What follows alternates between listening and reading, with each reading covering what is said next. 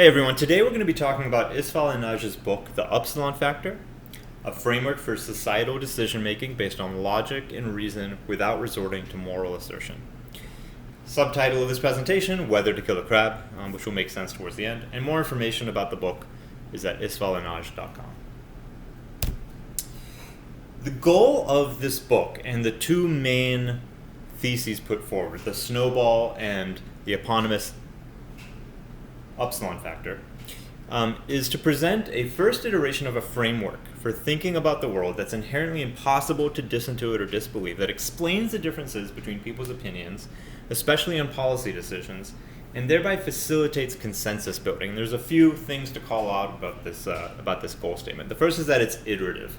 It's a first iteration of this framework, and it can be iterated further as people decide to modify the framework as needed, as new things are learned or as improvements are identified. But it tries to just put forward an original framework for thinking about this, or an initial framework for thinking about how people can build consensus. Also, when we say that the model is somewhat impossible to disintuit or disbelieve, the idea here is that all of the assumptions made are the minimal assumptions needed in order to bring about consensus between people. So if you introduce too many creative concepts or imaginary concepts, then different people may believe them or disbelieve them. And this book really tries to ground itself in kind of science and fact, and be limited to those things that are very difficult for people to disbelieve or disintuit, to maximize the likelihood of consensus. It attempts to explain the differences between people's opinions, right? So if you have a model for how different people think about decisions, even if there is no consensus initially, the very fact that you're able to understand those differences better might then make it easier to bring people along through the plane of reason towards consensus. And ultimately, the goal of this book is to simply provide a tool for consensus building. In terms of why consensus matters, why is it valuable? It can be considered valuable in at least two respects. The first is that as a single individual, you may be pulled in different directions. You may have a controversial policy decision facing you about how to vote. Maybe the controversial issue is around abortion, and you both care about lives and pain, as well as people needing to be able to live their lives well, and you don't know how to decide on that policy or how to vote. And then it can also be helpful between people, right? So in any given society, if one faction of society believes in one direction, another faction believes in a different direction, how do you build consensus between people matters, because that way the society can move forward with some kind of shared decision-making system and avoid conflict. Going into some of the main contents of the book, one of the very early things that Upsilon Factor lays out are these predispositions. And the book calls them beliefs. But predispositions are basically beliefs or inclinations to adopt beliefs that are based on evolutionary benefit. The idea being that we've all evolved to have certain beliefs, or to have a predisposition towards believing certain things to be true. And they can be more or less abandonable. Some of the things, these kind of crescents as you move from left to right, are truly innate and very deeply seated in kind of the reptilian part of our brain. And the crescent on the left kind of represents that most deeply seated predisposition that's very difficult for us to abandon.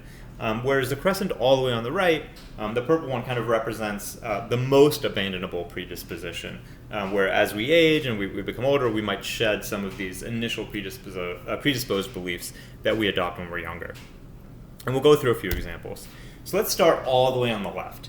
One of the least abandonable predispositions we have is towards the will to survive.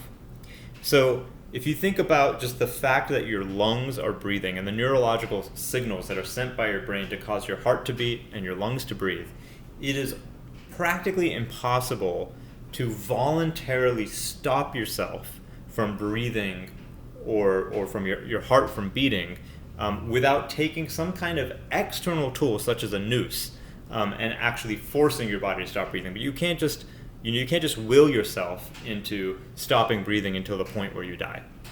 And so even if you may lose the desire to maintain that will to survive, the actual deeply seated will itself is an example of what Isfal would call an unabandonable trait. Now, another relatively unabandonable trait is the belief in existence. Nihilists may say that they don't believe in existence at all, but for the purposes of this book, we assume that everyone reading it and everyone interested in seeking consensus shares this belief in existence. Because if nothing exists, there's really nothing to consensus on. So the prerequisite of belief in existence is necessary, just given the goal of the book is to achieve consensus. So this framework assumes that we exist, and we accept that this worldview can only be accepted by people who believe that they and the universe exist, which we do believe is most people. The next predisposed belief is in the laws of logic.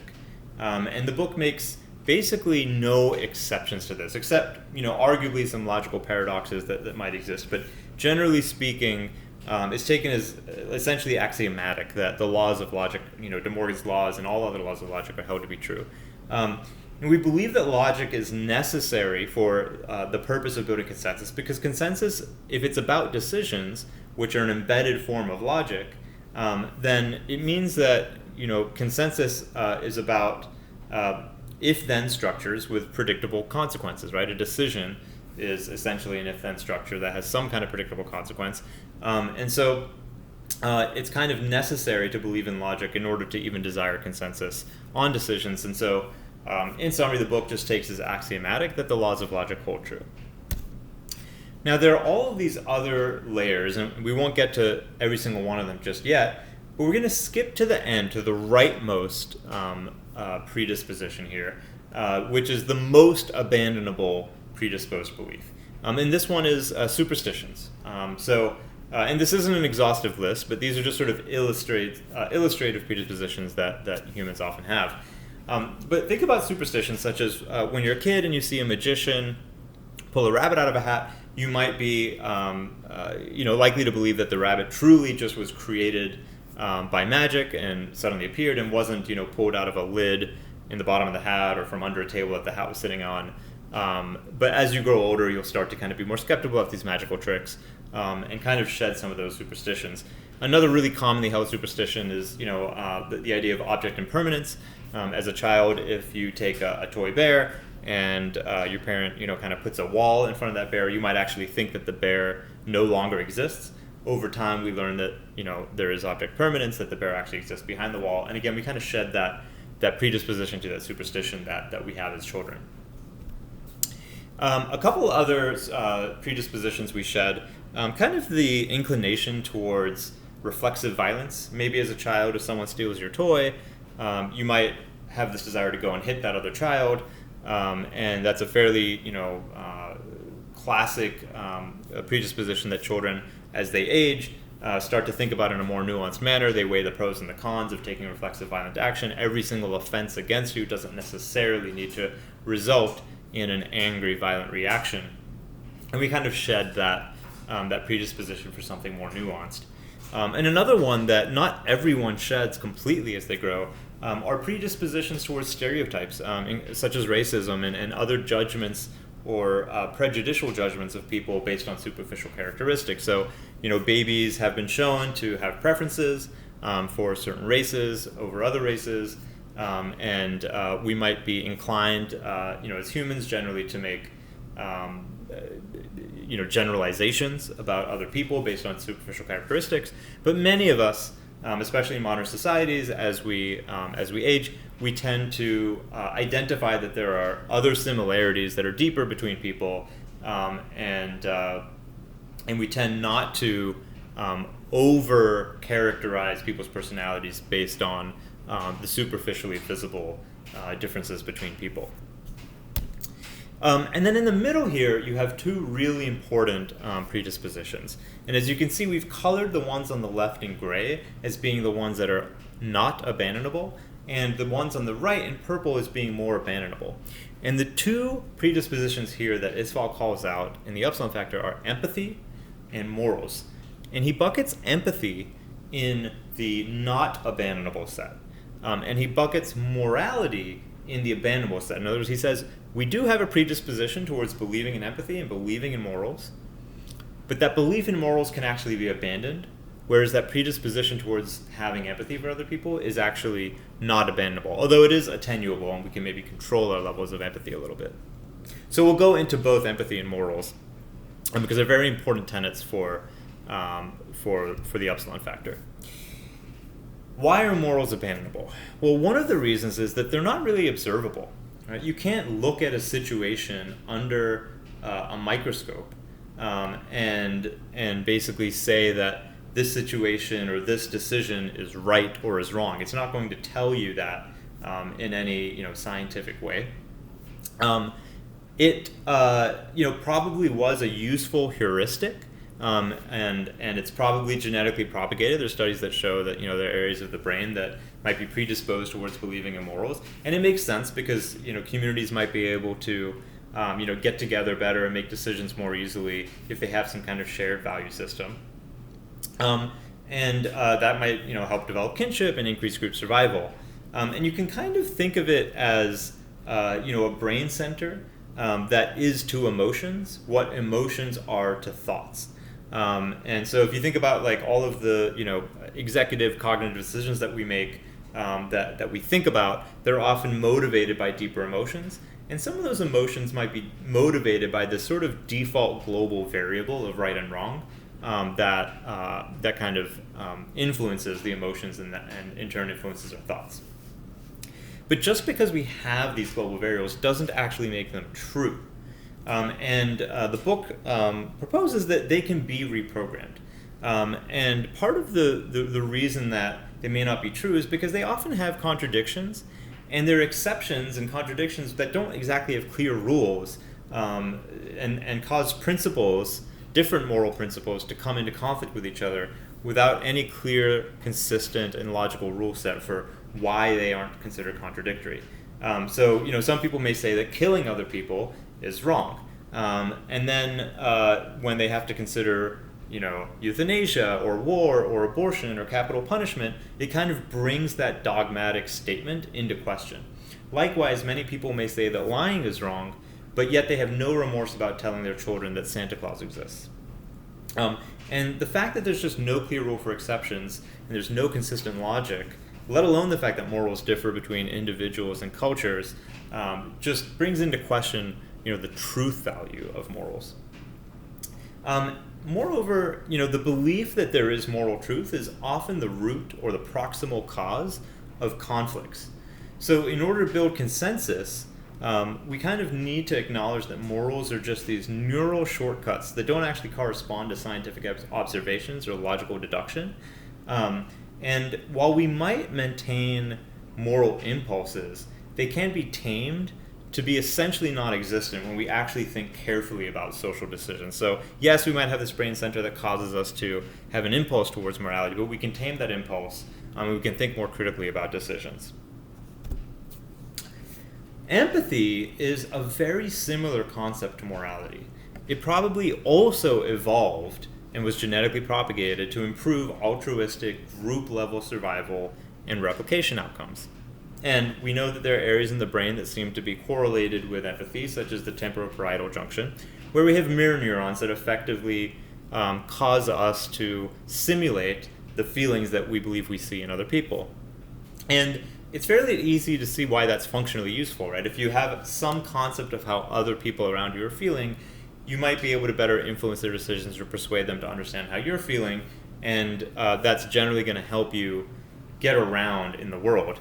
And it doesn't necessarily mean that everyone's empathy is exactly identical to everyone else's. We might all have different levels of empathy, both in terms of the subject, so each individual may have a different amount of empathy, and the object, so the amount of empathy that any given person has towards another being may be different based on who that being is. Some people may feel more empathetic towards, for example, other humans than they do towards, say, a crab.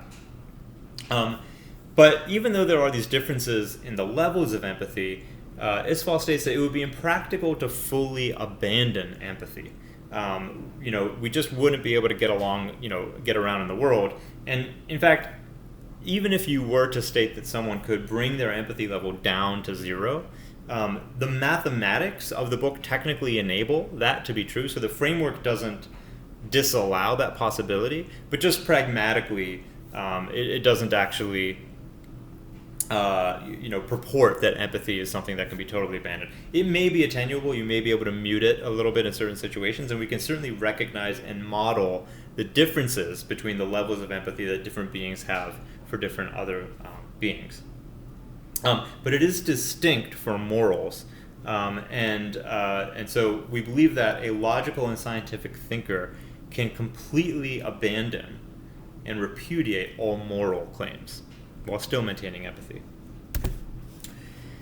So now we move into this concept of the empathetic calculus, which is a little bit of a play on the felicific calculus, and you'll see why, given some common stems from Jeremy Bentham's work. But we'll first talk about the variables involved. So there are these two neurochemical phenomena that are commonly used by philosophers to describe human behavior: suffering and joy, right? We know that there are certain neurotransmitters that contribute to joy, like dopamine, oxytocin, and GABA. And we also know that there are neurochemical changes that correspond with suffering, such as maybe the loss of dopamine, the loss of serotonin, the loss of norepinephrine, or the increase of capsaicin, which is commonly associated with pain. So we take an example here of someone we call Bob, and Bob slips and falls. And when he slips and falls, we say that he experiences suffering, S _ Bob, equal to some amount of points. Here we've arbitrarily said it's about 8 points. Now that number of points may depend on a number of different factors that impact this neurochemical process, such as how hard did Bob fall? How long was Bob experiencing pain for? Many of these different factors were broken out in Jeremy Bentham's The Felicific Calculus. You could come up with your own model. It's somewhat irrelevant exactly how you come to the calculation of Bob's pain for the purposes of the Upsilon factor, but more generally just the idea that there is some quantifiable or theoretically quantifiable amount of suffering that can be designated as S _ the object that feels that suffering. And likewise, you would have J _ Bob if Bob experienced some joy, such as by eating ice cream. Then what the book introduces is this notion of empathetic suffering. This is a quintessential concept for understanding the Upsilon factor. So here we take an example of Joe, who observes Bob's fall. Joe sees Bob experience 8 points of pain, and Joe feels 25% empathy for Bob. And therefore, Joe feels empathy-weighted suffering of 2 points. And we model that as EWS, empathy-weighted suffering, of Joe, Bob, of the subject Joe with respect to the object Bob, equals the empathy weighting factor of 25% that Joe has for Bob, multiplied by the suffering that Bob experiences, which is 8 points. And so the total EWS of Joe, Bob ends up being 2 points. Now, the book does not then conversely model the concept of empathetic joy. There is no EWJ in the book. The framework allows for it, so if a person wanted to go and create that variable and add it into the framework, they could. But the reason that the book doesn't regard EWJ, or that the concept of empathetic joy, is predicated on a thought experiment illustrated here. Imagine Island 1, where there are a small number of people who are experiencing severe torture and pain. They are isolated from all other communities, and in their entire lives from start to finish, all they do is experience severe pain and torture. Now, if a person had the opportunity to create another isolated island of people which maybe had millions of people experiencing unfettered ecstasy and joy their entire lives, that would create a whole lot of joy, and this person would experience some empathetic suffering from the people on the island 1, as well as some empathetic joy from people on the island 2. But if this person had any empathetic joy for the people on island 2, then if you had a sufficiently large number of people experiencing a sufficiently large number of joy, at a certain point this person would say, yes, I would like to create the second island in order to outweigh the pain of the first island. But if given the choice to do that versus the choice to just, stop this island 1 from existing, Isfal purports that most people would intuitively still choose to just end the existence of Island 1. In other words, creating a whole bunch of joy in brand new people being created is not better than stopping the suffering of Island 1. And that's because there simply is no value of empathetic joy that can ever make up for empathetic suffering. But that does not mean that we don't have personal joy, nor does it mean that personal joy has no trade-offs with suffering. So we spoke a little bit about the neurochemicals involved in joy and suffering, and one of them is dopamine. So we know that in a very simplistic sense, if you have an increase in dopamine, you often experience an increase in joy. And if you have a decrease in dopamine, you might experience a decrease in suffering. And so while there are many neurotransmitters involved in the concept of joy and suffering, at least in this one case, you could imagine that there's a bit, depending on your level of dopamine, you may have a trade-off between suffering and joy. So there can be some situations where a little bit of joy takes away a little bit of the suffering, or vice versa, but you can also feel both joy and suffering at the same time. And a good analogy here would be to think about a situation where you had one hand in a fire and another hand in a bucket of ice. You could experience heat and cold at the same time in your body, and they wouldn't exactly cancel each other out. You might experience pain from both of them at the same time.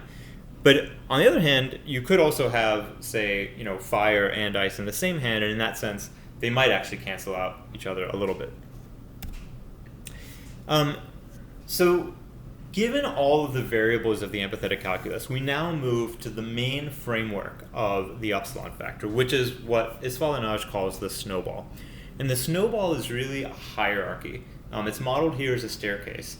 It's a hierarchy of how humans tend to make decisions based on kind of, one factor mattering before the next factor comes into consideration. So the most basic factor that precedes all other factors is defined as omega here. And omega is this threshold of intolerable suffering. So if you were born and you had a massive amount of suffering and everyone around you was suffering, you felt their suffering, if it were bad enough, you may choose to just exit the world altogether. You would choose to exit existence if you could. And so the very first thing that we do as humans is we try to not experience an intolerable amount of suffering. Once we've passed that threshold of omega where we're all not suffering to an intolerable extent, we're all still choosing to live, there is still this basic joy that's needed, or this basic desire to survive that Isval calls alpha, and you need to pass this threshold of alpha in order to continue surviving. And it's not that hard to do. We do derive some very, very basic joy just from breathing. For example, just having oxygen gives us a very tiny amount of joy, and even just like the curiosity to see what happens next in our life gives us some basic joy, some basic will to survive. So first you solve for omega, then you solve for alpha. At that point, you're now a living being, you're alive, and the very next variable, which is the title of the book as well, is the Upsilon factor. And the Upsilon factor is basically about minimizing all of the empathy-weighted suffering that you experience in the world. And this importantly includes your own suffering. So when we talked before about having, Joe having empathy-weighted suffering for Bob at 25% of Bob's suffering, Joe also has empathy-weighted suffering for himself. It's just that the percentage there is 100%. So you feel 100% empathy for your own suffering. And if you add up your own suffering plus the empathy weighting of all other people's suffering, that total number, which is Upsilon, is a factor that we want to minimize. And once we're just compelled to sort of minimize that total suffering. And again, different people may have different empathy weighting factors for others, but fundamentally the suffering you experience is something that you want to minimize. Once we've done that to the best of our abilities, we then try to focus on zeta, which is self-joy. We want to maximize our own J_self, right? So our own self-joy is something we want to maximize. Now, there's not exactly a strict hierarchy between Upsilon and Zeta. There's a little bit more of a strict hierarchy, in terms of Omega coming first and then Alpha, but there are some complex trade-offs between Upsilon and Zeta, and we'll kind of go into a couple examples here. So first, let's talk about the concept of having to decide between having a a cone of ice cream versus being able to stop somebody else from stubbing their toe. And you have to make this decision. So if someone else stubs their toe, that's going to cause upsilon because you'll have some empathy-weighted suffering for that person experiencing direct suffering from their toe stubbing. If you have the ice cream, you'll experience some zeta or some self-joy. And how do you make that decision? So Isfah says most of us, just under ordinary circumstances, would probably, regrettably, but kind of generally choose to stop the other person from stubbing their toe. Right? We would be willing to sacrifice that little bit of zeta in order for upsilon, and that kind of follows the general progression here of the snowball. But think about a slightly different situation where you had to make the same decision, but you had to make that decision after climbing a really large mountain. So you were tired, you were exhausted, you were in some pain, you were sweaty, and you're given this ice cream cone, and you have the choice between eating the ice cream or stopping someone else from stubbing their toe. In that situation, you might be more predisposed towards eating that ice cream cone. And the reason for that is because there is a certain degree to which our joy is actually what's called J_distraction, or it's a joy that actually substitutes for a little bit of pain. So eating the ice cream distracts us from thinking about the pain that we're experiencing after having climbed the mountain, and in that way, we actually pursue zeta because it's actually a form of upsilon minimization. And this is how the snowball kind of stays intact, where you still generally tend to favor upsilon over zeta, but in some cases there are forms of joy that are actually a substitute for suffering. So a more complex situation that we want to go to here is whether or not to kill a crab. And it's basically this simplified version of an experiment, a thought experiment that's written about in the book. And it focuses on a constitution being written for an island with 3 inhabitants. So there are 3 people, Charles, Mary, and Larry. And there are also 3 dogs who have no specific function, they're just cute to look at, and a handful of crabs who have no franchise. So the only decision makers here are the humans, and they have to write a constitution about how to govern decisions about the dogs and the crabs. Now, one important piece of information here is the dogs get sick once a year. When they get sick, they experience suffering_dog of 150 points. So they have 150 points of suffering every year. But if a human feeds a crab to a dog, then it actually cures the dog of that suffering. That said, when they do so, the crab experiences suffering of 500 points. And here you have essentially an empathy weighting matrix. So for each human, here is Charles, here is Mary, and here is Larry. They have an amount of empathy for each other. So each human has about 20% empathy for the suffering that each other human feels. They have an amount of empathy for the crabs and an amount of empathy for the dogs. They also happen to have the same empathy weighting factors for dogs in this very simple example, which is 10%. But they have different empathy weighting factors for the crabs. So if you do the math, the 150 points of pain that the dog experiences results in 15 empathy weighted suffering points for each of the humans. And the 500 points that the crab experiences results in 7.5 empathy weighted suffering points for both Charles and Larry, but it actually results in 25 empathy weighted suffering points for Mary because she has a 5% coefficient on the crab's pain, whereas the other two only have a 1.5% coefficient. And this might be because Charles and Larry may feel slightly more empathetic towards mammals, such as dogs and humans. They may not feel that crabs are sentient or experience pain the same way, whereas Mary may feel that crabs are actually a little bit more conscious, a little bit more sentient, and just happen to have slightly more empathy for these crabs. Now, in terms of the decision of whether or not to allow humans to feed crabs to dogs, if there were a vote, Mary would actually vote to outlaw crab killing because these 25 empathy-weighted suffering points outweigh the 15 empathy-weighted suffering points of the dog. But in this voting system, she would get overruled, assuming everyone had one vote, by Charles and Larry, who would vote to feed the crabs to the dog in order to reduce the dog's suffering. And in this case, unless Mary were so deeply distraught over this empathy-weighted suffering, these 10 differential points of empathy-weighted suffering that she felt, if it were more than omega, such as she felt she had reached this intolerable level of suffering, then maybe she would try to find a way to kill herself. But presumably she doesn't feel that much suffering, and her basic joy in life is still existent. Her alpha is still met. So as a result, she accepts that overruling. She accepts that decision. But to the degree that the three people can kind of share some of their calculations or thinking, even if they don't know the exact numbers, if they can just kind of share their general reasoning that, they feel a certain amount of pain for the crabs, they feel a certain amount of pain for the dogs, and maybe they can come to some open discussions about it, then it's possible that they could start to have an educated discussion about to what degree are crabs sentient. And maybe Mary will still spend some time motivated by this delta of 10 empathy-weighted suffering points to actually try to convince Charles and Larry to change their views a little bit on crabs, or vice versa.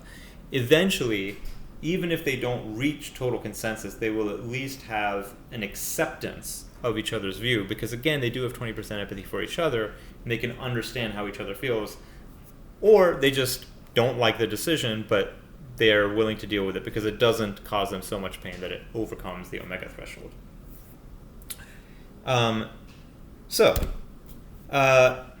How can this concept of the Upsilon factor and the framework of the snowball be used? Well, one example that we already talked about is going to be used to write constitutions, right? We can think about what are the principles through which people are going to design a society based on some of the inherent concepts in the Upsilon factor. Now, it doesn't mean that everyone's going to sit there and actually write out an empathy-weighted matrix for every single factor of every single decision of every single sentient being in the world. No, there's not going to exist some kind of infinite spreadsheet. However, the general framework and concept can be used to help people relate to each other, understand where they're coming from, and at least have informed discussions about where those differences in feelings might be emerging from. It provokes an open-minded understanding and a debate in the example earlier about what the level of sentience is in crabs and why we feel different amounts of empathy for different beings. It allows people to negotiate between multiple terms. What about other animals? Without resorting to some kind of dogmatic impasse, right? Like someone could just say, point blank, all animal lives, have to be saved and they're all equal, or all animal lives are less than human lives, or all dogs need to be treated like humans. It can be a much more nuanced conversation that can take into account some of these neurological understandings of how humans actually operate. So this is essentially what the Upsilon factor is about. There's a lot of detail in the book that's been passed over. You can learn more at isfalinage.com. In fact, the entire book is available there. It's also available in other places. And hopefully we'll be able to provide question and answers in the comments here as well.